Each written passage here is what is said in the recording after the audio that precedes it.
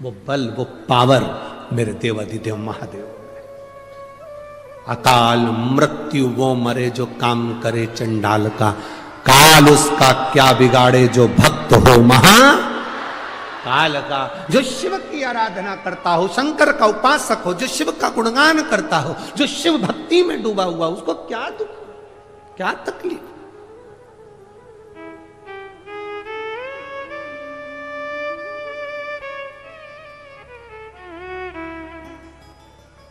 हनुमान जी की एक चौपाई हनुमान चालीसा की आप लोग स्मरण करते हैं। भूत पिशाच महावीर नासे रोग हरे सब पीरा, हनुमत वीरा संकट ते हनुमान छुड़ावे, मन क्रम वचन ध्यान जोड़ा। आपने सुना होगा भूत पिशाच निकट नहीं आवे, फिर किधर जावे।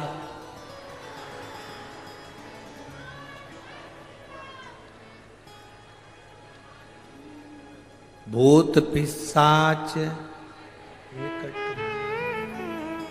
तुम कहते हो कि भूत पिशाच हमारे पास नहीं आए, बोलो री जी जियो। इंद्र कहता है भूत पिशाच मेरे पास नहीं आना चाहिए। भगवान विष्णु कहते हैं भूत पिशाच मेरे पास नहीं आना चाहिए। ब्रह्मा जी कहते हैं भूत पिशाच मेरे पास नहीं आना चाहिए। 33 कोटि देवता कहते हैं भूत पिशाच मेरे पास नहीं आना चाहिए। केवल एक महादेव। भूत पिशाच निकट में। शिव जी ये कैसे हैं? वो कहते हैं जिसको कहीं परमिशन नहीं उसको मेरा इन्विटेशन है, उसको मेरा इन्विटेशन है। केवल एक महादेव ऐसे हैं, मेरे पास आओ। राक्षस असुर गंधर्व देवता पितर जितने जितने हैं शंकर की आराधना में, प्रेत भी लगे, भूत भी लगे, पिशाच भी लगे।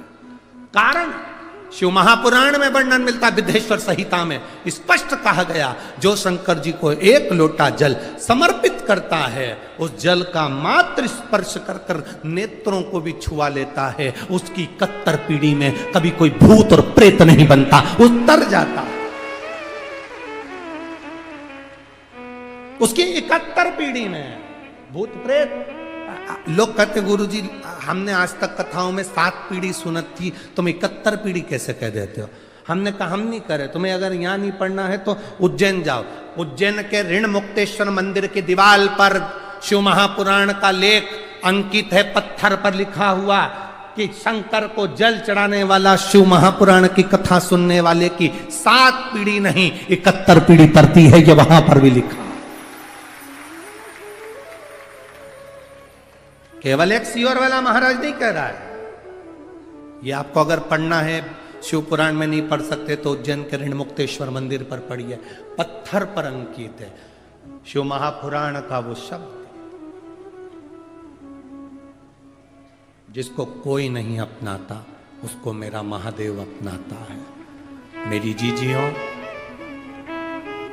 करोड़पति को कोई भी बुला लेगा, धनपति को कोई भी बुला लेगा, गरीब बड़े को बुलाने में थोड़ा सा लोग हिचकिचाते हैं।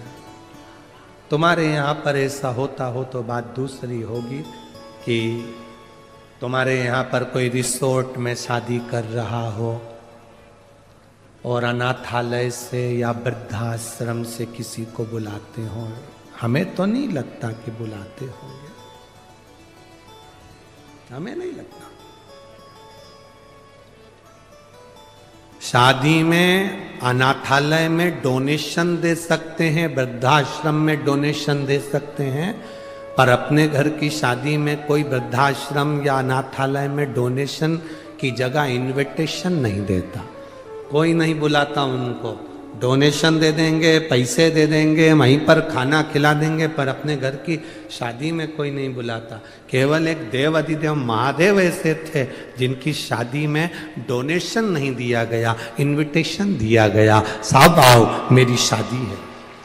केवल महादेव की शादी में सबको इनविटेशन दिया गया, आओ महादेव की शादी है जहां सब आ सकते, सब समाहित हो सकते हैं। जो आता है शंकर की चौखट पर, शिवालय में शिव के द्वार पर जो पांव रखा, शंकर की चौखट पर जो पांव रखा, शंकर के द्वार पर जो पांव रखकर अंदर आ जाता है वो शंकर का हो जाता है। फिर वो न भूत न प्रेत न पिशाच न डाकनी कुछ नहीं बनता, वो शंकर का है और शंकर का ही रहता है। अंत में उसकी मुक्ति श्रेष्ठ हो जाती है।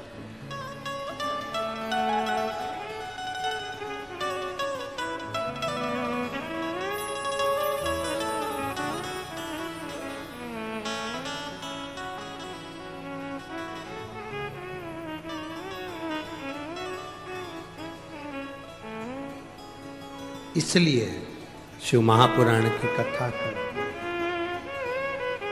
शिव तत्व कहता है।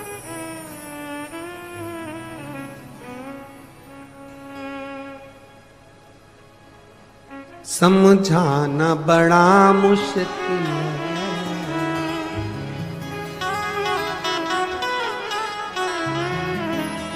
आखिर वो दर्दे सच्चा दरबार लगा है, ये भोले की महफिल है। सच्चा दरबार लगा है, ये भोले की महफिल है।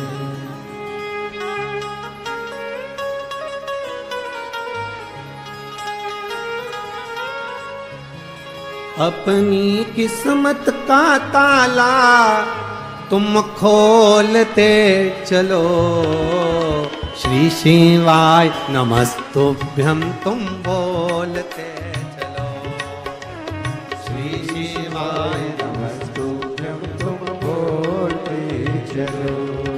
ओ श्री शिवाय नमस्तुभ्यं तुम बोलते चलो, श्री शिवाय नमस्तुभ्यं तुम बोलते चलो।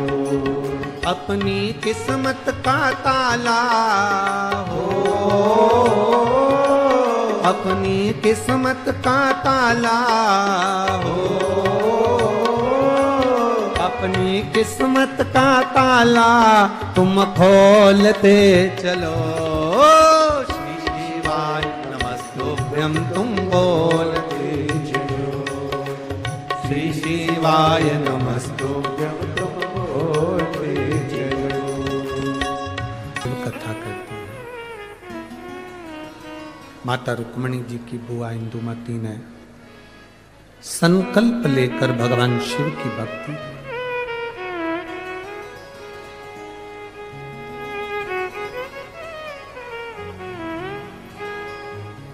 केवल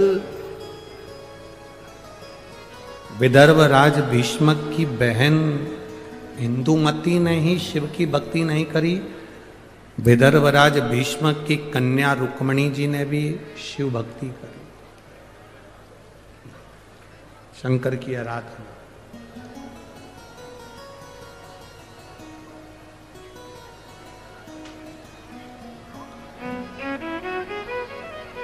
केवल एक, आप लोग ये कभी विचार मत लाइए अपने मन में कि हम शंकर जी को एक लोटा जल चढ़ाते हैं।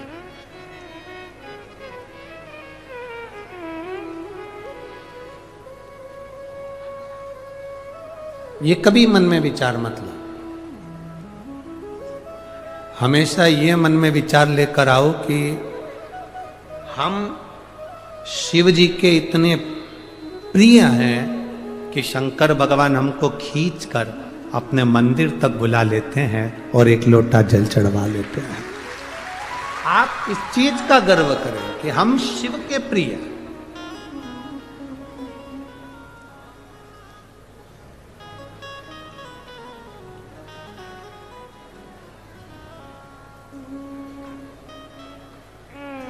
एक बार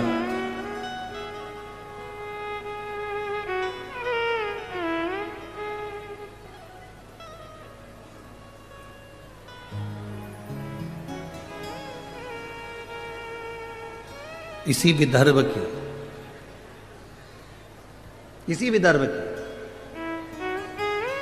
केशिनी, इसी विदर्भ की केशिनी, राजा सगर की धर्म पत्नी। विष्णु पुराण कहता है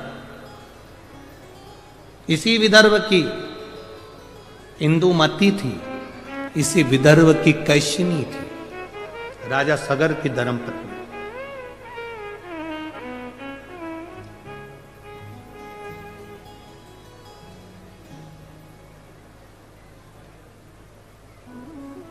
जिसका एक नियम बड़ा पक्का था।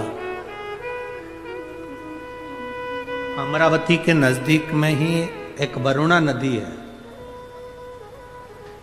विदर्भ के अंतर्गत बड़ा उसका भाव व्यक्त किया गया है। केशिनी, राजा सगर की धर्म पत्नी, इसी विदर्भ की थी। आपको यह महसूस नहीं होना, आप कभी अपने भीतर यह मत लाना कि हम शंकर जी को जल चढ़ाते हैं। सुन लो विदर्भ वासियों, अमरावती के निवासियों, और जितने इस विदर्भ के रहने वाले, जितने महाराष्ट्र की पवित्र भूमि पर रहने वाले हैं, आपको पहले भी कहा महाराष्ट्र की धरा शिव की है और महाराष्ट्र की धरा छत्रपति शिवाजी की लिए। छत्रपति शिवाजी की भी यह धरा है, वीर शिवाजी की भी यह धरा है, और शिव की भी यह धरा, शिव और शिवाजी दोनों की।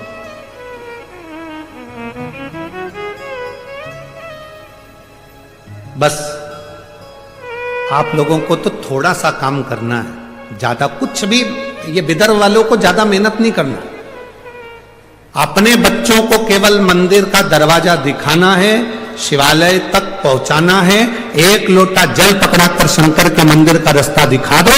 उसके बाद विदर्भ के भक्तों का हाथ महादेव खुद पकड़ते हैं। रुक्मणी जी द्वारका नहीं गई, कृष्ण हाथ पकड़कर गोदी में उठा कर ले।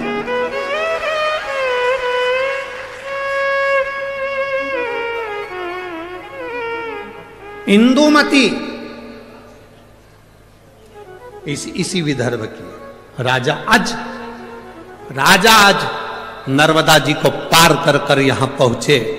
सरयू के तट के रहने वाले राजा आज, अवध के रहने वाले राजा आज यहां पहुंचे और इंदुमती का हाथ पकड़, जो शंकर की आराधना करता है, जो शिव की उपासना करता है, जो शिव, यहां केशनी की कथा करती, राजा सगर इस विदर्भ की भूमि पर पहुंचे, केशनी का हाथ पकड़कर लेकर गए।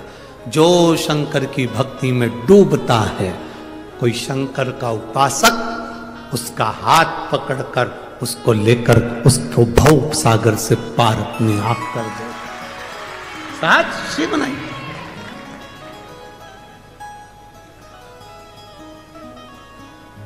विदर्भ की भूमि पर तो इतना शिव की कृपा, इतनी करुणा है यहां।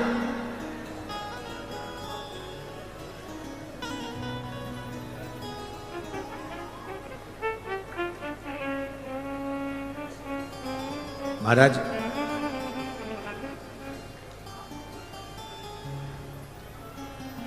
इसी विदर्भ की थी कैशिनी,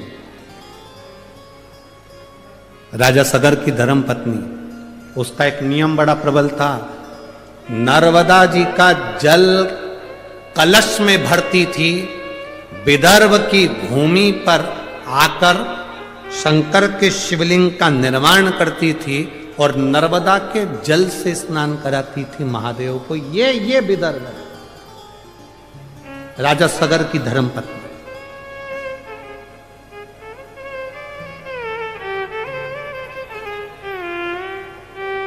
अब जरा विचार कर लो, राजा सगर की धर्म पत्नी नर्मदा जी से जल लेकर आकर विदर्भ के शिवलिंग पर जल चढ़ाती थी।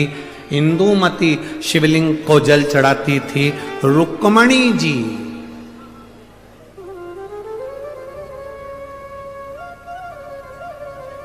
एक, आप लोगों ने कथा में स्मरण किया होगा, रुक्मणी जी, ये जो कथा का नाम है ना, यहाँ की अमरावती की जो कथा रखी है, अम्बेश्वर अंबा शिव महापुराण की कथा है। अम्बेश्वर अंबा शिव महापुराण की कथा।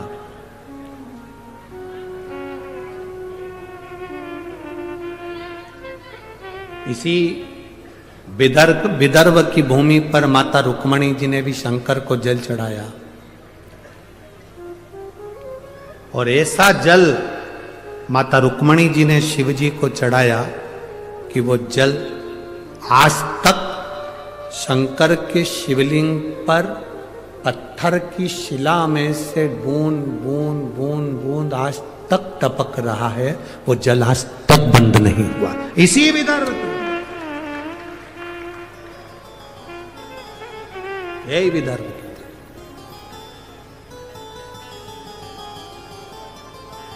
कितना, अब आप सोचे कि आप शिव को जल चढ़ा रहे, ना ना ना, शिव खुद पकड़कर आपको मंदिर तक लेकर जाते। और मेरी जीजियों और मेरे जीजाओं, मेरी बेटियों, मेरे बेटाओं, माताओं, एक बात अपने हृदय में बिठा कर रखना कि शिव महापुराण की कथा में तुम लोग पहुंचे हो, तुम हल्के पुल्के नहीं हो, तुम शंकर के कुछ अपने हो, इसलिए उसने खींच कर यहां बुलाया। उसने खींच कर बुलाया है तुमको। शिव महापुराण की कथा सुनवा रहा है वो, बिठा रहा है वो, तुम गुणगान कर रहे हो, श्री शिवाय नमस्तुभ्यम कर रहे हो, नमः शिवाय कर रहे हो, पंचाक्षर षडाक्षर ओम नमः शिवाय का जाप कर रहे हो। ये उसकी कृपा से। अगर उसकी कृपा नहीं होती तो वर्णन आता है, देवराज नाम का ब्राह्मण चोरी का धन लेकर शंकर के मंदिर में पहुंच गया। किसी ने एक प्रश्न खड़ा कर दिया कि चोरी का धन लेकर गया तो और शंकर जी के मंदिर में पहुंच गया। चोरी का धन और शिव जी के मंदिर में पहुंच गया। कभी कभी कोई अन्न, कभी कभी कोई धन अच्छा होता है तो चोटे को भी मंदिर का रास्ता दिखा देता है। कभी कभी कोई अन्न, कोई धन। भागवत किस किसने सुनी है? हाथ उठाओ जलेली। सबने सुनी है भागवत? ठीक है। राजा बलि का चरित्र सुना है? अरे बोलो तो जम के। वामन भगवान की कथा सुनी है? वामन भगवान राजा बलि के दरवाजे पर 3 पग भूमि मांगने क्यों गए? ऐसा राजा बलि ने कौन सा पुण्य कर दिया था कि भगवान को उसके दरवाजे पर भिक्षा मांगना पड़ी?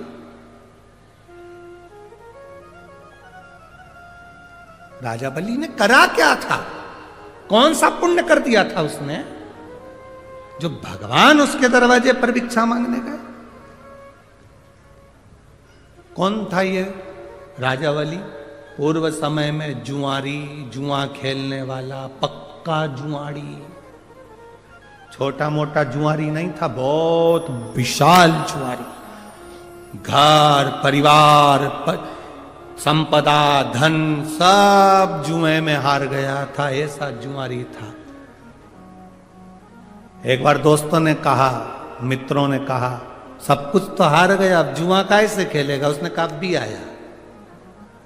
गया, एक संत बैठा हुआ था, कमंडल, आसन, गौमुखी, माला, छाता, पादुका लेकर बैठा।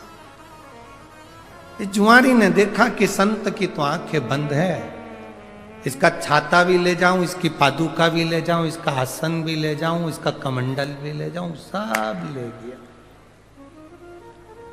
अब वो जुआरी चोटा संत का सारा सामान चुरा कर ले गया, बैठ गया।